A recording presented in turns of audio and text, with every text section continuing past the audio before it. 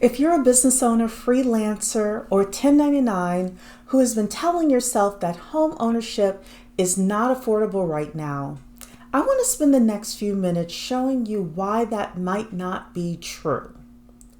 Not with the false promises, not with programs that sound too good to be real, but with the 3 costs everyone has when purchasing a home and some specific strategies you can use to reduce those major costs without making more money and without waiting for rates to drop. So let's chat.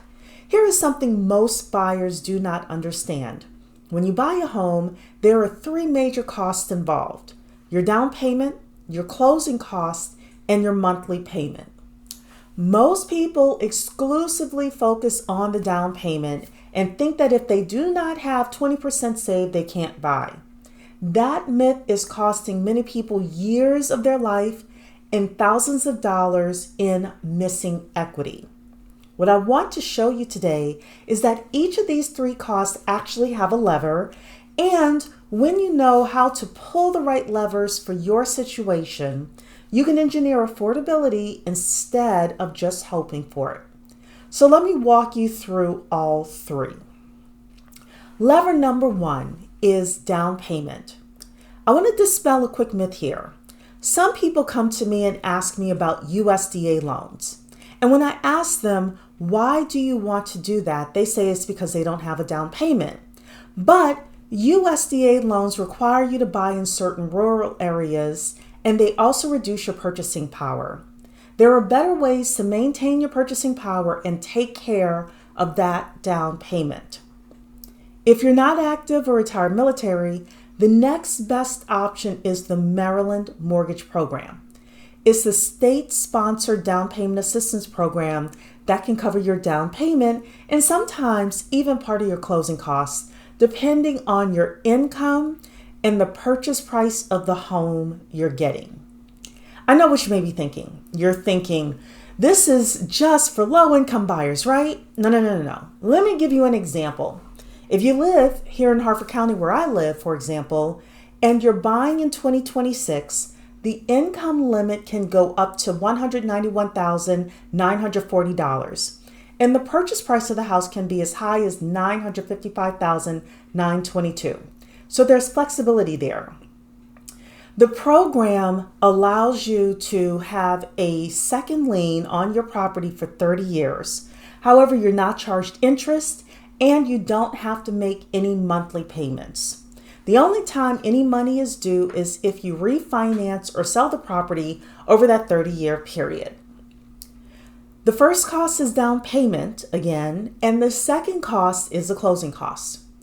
Closing costs are everything you need to bring to the table in order to get the keys. I use an acronym called DELTA in order to talk about what these things are. D stands for down payment. E is for escrows, and escrows are your property taxes and insurance that get collected up front. L is for lender fees. T is for title fees. And A is for the appraisal and everything else. Together, these typically run about 2 to 5% of the purchase price. And let me tell you, Maryland taxes are high, but don't let that stop you. There are ways for you to reduce these closing costs. One way is by using some of the Maryland Mortgage Program funds in order to fund some of your down payment and closing costs. The second is by using something called seller credits. And a seller credit is money that the seller contributes towards your closing costs so that you can buy the house. So, here's what you should know. Seller credits work best when the home has been on the market for a little bit and you're the only one putting in an offer. Because if you're competing against someone else to buy that same house, it's harder to negotiate for seller credits. So what does that mean for you? We looked at homes that had been sitting on the market, not homes that are falling apart, just homes that aren't in the hottest zip code or that require a little flexibility on the commute if you have one, or that doesn't have that Pinterest perfect kitchen yet. And because you're willing to be strategic about which home you choose, you're able to negotiate seller credits that could cover a significant portion of your closing costs. The result? You leave the closing table with far less out of pocket than you ever expected, and you still had money left in your bank account that you can reinvest in your business. The third cost is the monthly payment. This one affects you not only now, but also 5 years from now. So your monthly payment is not just principal and interest. It includes principal and interest, but also property taxes, homeowners insurance, and mortgage insurance if you put down less than 20%. Plus, it includes any HOA or condo fees if you have any. Understanding all of these components before you go under contract is the difference between buying strategically and feeling house poor. Here are 3 ways that you can reduce that monthly payment. The first is buying down your rate. You can either buy it down permanently or temporarily. Depending on the house that you're purchasing, that could save you a decent amount of money. The second way to lower your monthly payment is to eliminate something called mortgage insurance. And mortgage insurance is required for anyone putting down less than 20%. And it basically protects the lender in case we stop making our mortgage payments. Depending on the type of loan you have, there are ways to reduce or eliminate that mortgage insurance costs, which can save anywhere from $100 to $300 a month.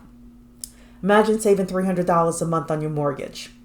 That gives you some breathing room.